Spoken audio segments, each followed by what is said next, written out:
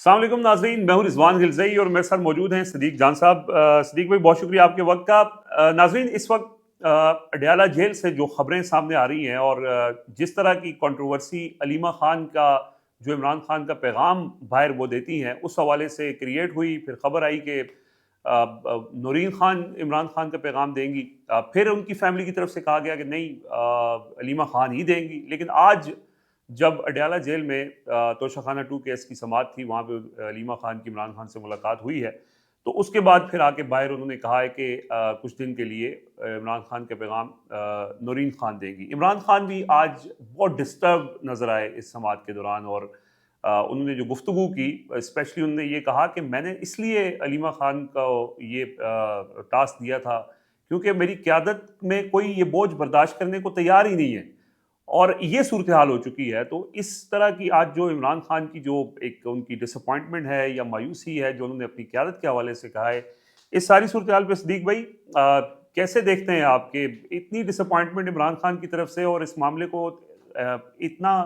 ज़्यादा जो है वो अब पहुँच चुका है कि अलीमा खान को पीछे हटना पड़ रहा है, या इमरान खान को अलीमा खान को पीछे हटाना पड़ रहा है? देखिए रिजवान भाई, मैं ज़ाहिर है मेरी किसी से बात तो नहीं हुई आज की जो मुलाकात है उस हवाले से, जो लोग वहाँ पे मौजूद थे, लेकिन मैं आपको पिछली मुलाकातों का क्रक्स बता सकता हूँ कि जो मेरे पास इन्फॉर्मेशन है। देखिए, इमरान खान साहब को जाके अली मीन गंडापुर साहब ने सारा, यानी उन्होंने जो केस बिल्ड किया, उन्होंने कहा कि जो आपकी रिहाई नहीं हो पा रही, या जो उन्होंने कहा कि जो इस वक्त हम मोमेंटम नहीं बना पा रहे, तो उन्होंने सारे का सारा मलबा जो है वो अलीमा खानम साहबा पे डाला, और उन्होंने जाके सारा कहा कि शायद वो बहुत एम्बिशियस हैं और वो पार्टी की चेयरमैन बनना चाहती हैं, और इस तरह की उन्होंने सारी बात की। तो देखिए, इमरान खान साहब ने एक मामले में बहुत सेंसिटिव है कि जब इस तरह का तासुर उनको मिलता है कि शायद उनकी ये तासुर जा रहा है कि इमरान खान साहब की फैमिली जो है वो पॉलिटिक्स में आ रही है, इमरान खान साहब की पार्टी है वो उनकी पॉलिटिक्स में और सियासी मामलात में और पार्टी के मामलात में इंटरफेयर कर रही है। इमरान खान साहब इस पे दो वजूहात से बहुत हसास हैं। एक तो यह है कि इमरान खान साहब ये समझते हैं कि मेरा 30-35 साल का जो नैरेटिव है वो बर्बाद हो जाएगा। जो उन्होंने हमेशा कहा कि मौरूसी सियासत नहीं होनी चाहिए, और इस तरह से ये नहीं होना चाहिए कि आप फैमिली को अपने कारोबार, सियासत को कारोबार की तरह चलाएं कि मेरे बाद मेरा बेटा, मेरी बहन, और इस तरह से। एक तो इमरान खान साहब को ये एक होता है कि कहीं ये तासुर ना जाए कि इमरान खान साहब जो हैं उनकी वो आप फैमिली को आगे ला रहे हैं, अपनी बहन को सियासत में इन्वॉल्व कर रहे हैं और पार्टी शायद उनके हवाले करने जा रहे हैं। एक तो इस हवाले से इमरान खान बहुत सेंसिटिव है। दूसरा, इमरान खान साहब ये मौका अली अमीन गंडापुर साहब या पार्टी को नहीं देना चाहते कि जनाब हम तो बहुत कुछ कर रहे थे लेकिन अलीमा खानम साहब ने बड़ा काम खराब कर दिया। पता खान साहब को भी हर बात का है, ऐसा नहीं है कि खान साहब को पता नहीं। खान साहब को नहीं पता कि अलीमा खान का जुर्म क्या है। मैं पहले बता चुका हूँ हारून रशीद साहब के साथ इंटरव्यू में कि 3 जराइम है उनके। बाहर जो बातें हैं वो जाके सच हर बार बताती हैं इमरान खान को, जो कुछ इमरान खान उस पर कहते हैं वो सच हर बार बाहर लेकर आती हैं। और तीसरा उनका जुर्म यह है कि इमरान खान साहब की जो इंस्ट्रक्शंस होती हैं उस पर फॉलो भी करती है, उनका जुर्म है। तो मेरा ख्याल है कि इमरान खान साहब ने पार्टी की क़यादत को कोई मौका नहीं दे रहे। वो कह रहे हैं कि जो आपने, ठीक है मैं अलीमा खानम को रोक देता हूँ कि वो ना पैगाम दें, आपने जो तीर चलाने चला दें। दूसरा जो मुझे मामला लगता है वो क्या है, दूसरा मुझे मामला लगता है कि इमरान खान साहब शायद ये देख रहे हैं कि अगर अलीमा खानम साहिबा ही पैगाम देती रहेंगी तो उससे होगा ये कि कंट्रोवर्सी क्रिएट रहेगी, और एक पार्टी के अंदर भी जो चाबी वाले खिलौने हैं जो ले लें वो इसको इशू बना के और मौका फराहम करते रहेंगे टीवी चैनल्स को कि वो इसी चीज़ के ऊपर बहुत ज़्यादा बात करते रहें। और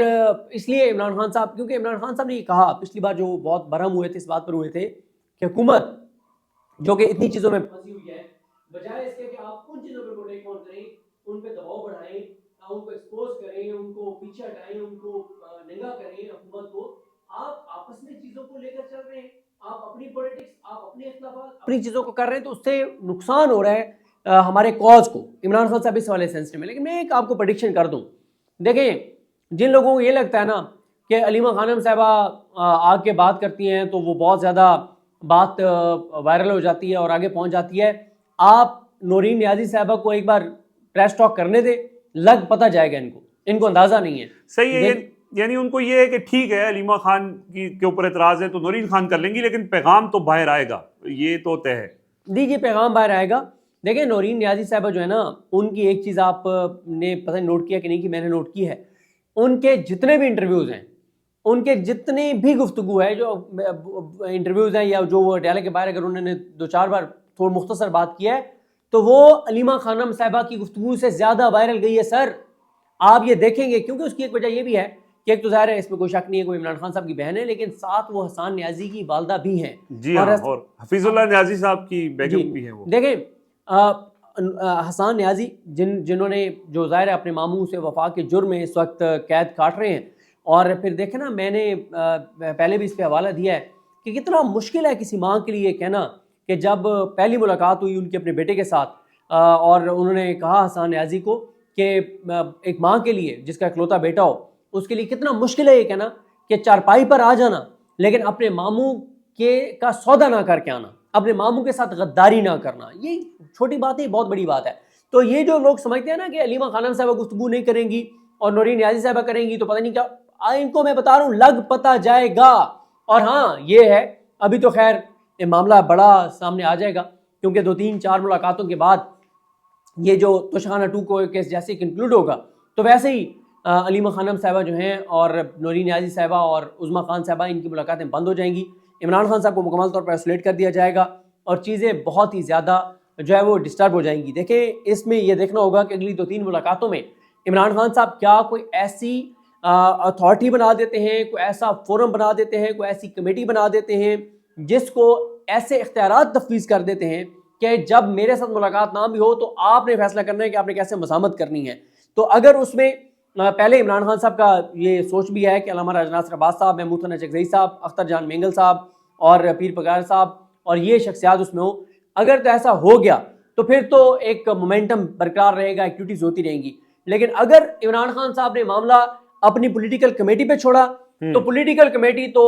جس دن عمران خان صاحب سے ملاقاتیں بند ہوں گی تو پی ٹی آئی کی پولیٹیکل کمیٹی کے 70% جو اراکین ہیں، 80% جو اراکین ہیں، وہ 2 نوافل پڑھیں گے، اللہ کا شکر ادا کریں گے کہ جان چھوٹی. ان کو پریشانی یہ ہے کہ عمران خان صاحب سے بہنیں ملتی ہیں، بات باہر آتی ہے، ٹویٹ ہوتا ہے، ڈائریکشنز آتی ہیں اور ان کو کچھ نہ کچھ کرنا پڑتا ہے اور نہیں کرتے تو ایکسپوز ہوتے ہیں اور پارٹی کا دباؤ، لوگوں کا دباؤ آتا ہے، ووٹرز کا دباؤ آتا ہے، عوام کا دباؤ آتا ہے، پی ٹی آئی کے سوشل میڈیا کا دباؤ آتا ہے. تو میرا یہ خیال ہے کہ ابھی معاملہ جو ہے وہ عمران خان صاحب کی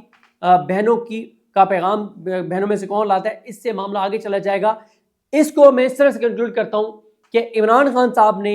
یہ فیصلہ اس لیے کیا ہے، ایک تو وہ یہ بتانا چاہتے ہیں کہ وہ فیملی کو پولیٹکس میں لانے کا کوئی ارادہ نہیں ہے، دوسرا وہ پارٹی کو موقع نہیں دینا چاہتے، تیسرا وہ اس کنٹروورسی کو ختم کرنا چاہتے ہیں اور وہ چاہتے ہیں کہ فوکس سارے کا سارا اسی طرف رہے جس طرف ہونا چاہیے. صحیح ہے. یہ اسی کے کوئک ایک میرا سوال ہے. آپ نے علامہ راجہ ناصر عباس اور محمود خان اچکزئی کی بات کی. عمران خان نے ان کو اپوزیشن لیڈر نامینیٹ کیا ہوا ہے اور اس وقت تک یہ روک دیا گیا تھا کہ جو عمر ایوب کا معاملہ ہے پشاور ہائی کورٹ میں، اب وہ معاملہ ختم ہو گیا ہے اور جو عدالتی ایک انہوں نے طریقہ کار اختیار کیا تھا وہ آپشن استعمال ہو گیا ہے. تو کون رکاوٹ ہے اب اس فیصلے پر عمل درآمد میں کہ اپوزیشن لیڈرز نامزد کیے جائیں محمود خان اچکزئی کو اور علامہ راجہ ناصر عباس کو؟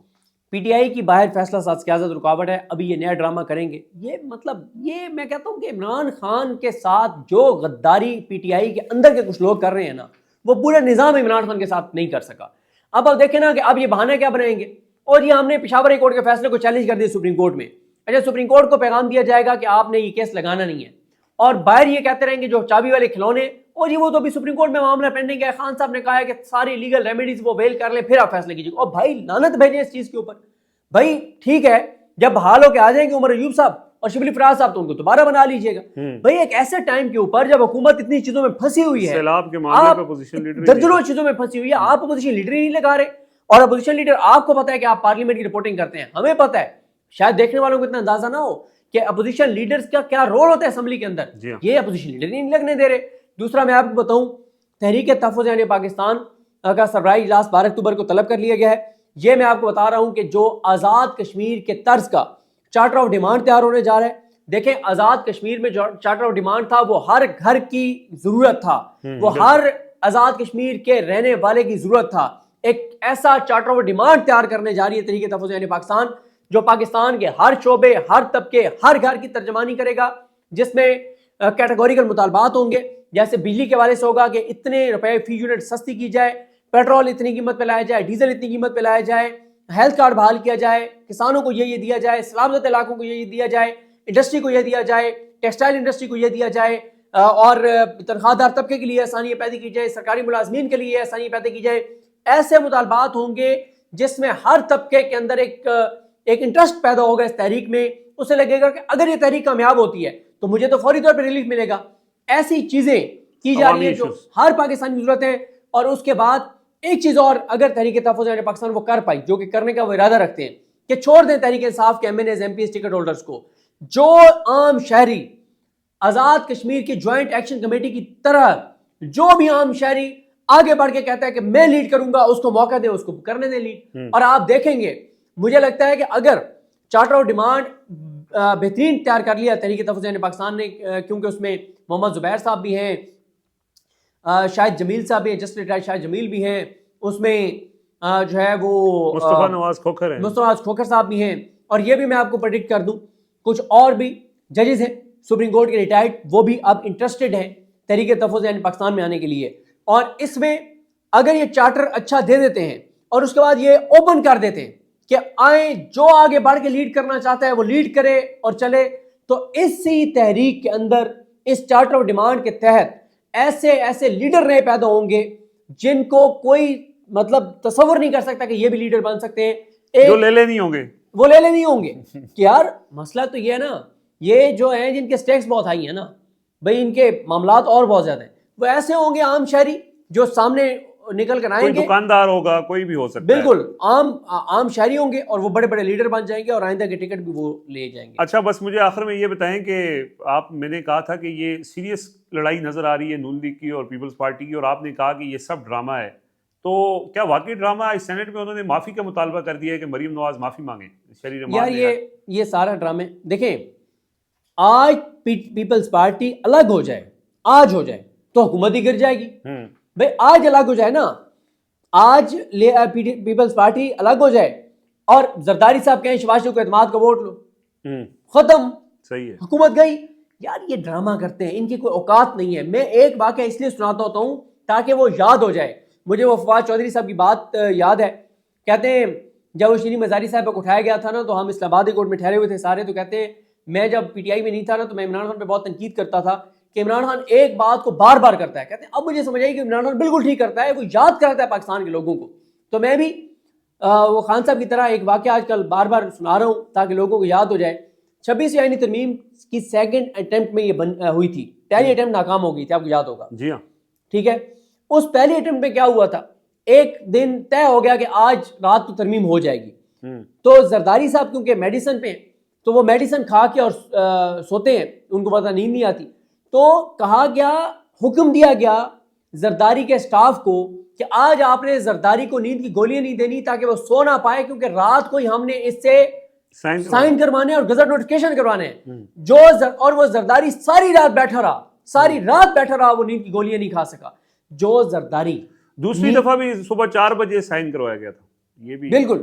جو زرداری نیند کی گولیاں اپنی مرضی سے نہیں کھا سکتا, یار وہ بڑے بڑے فیصلے کریں گے. یار ان کی دیکھیں, یعنی یہ ساری ایک ڈائیورژنز ہیں, مطلب توجہ ہٹانے کی آپ کوشش. اس کے لیے عمران لالیکا کا ٹویٹ پڑھ لیں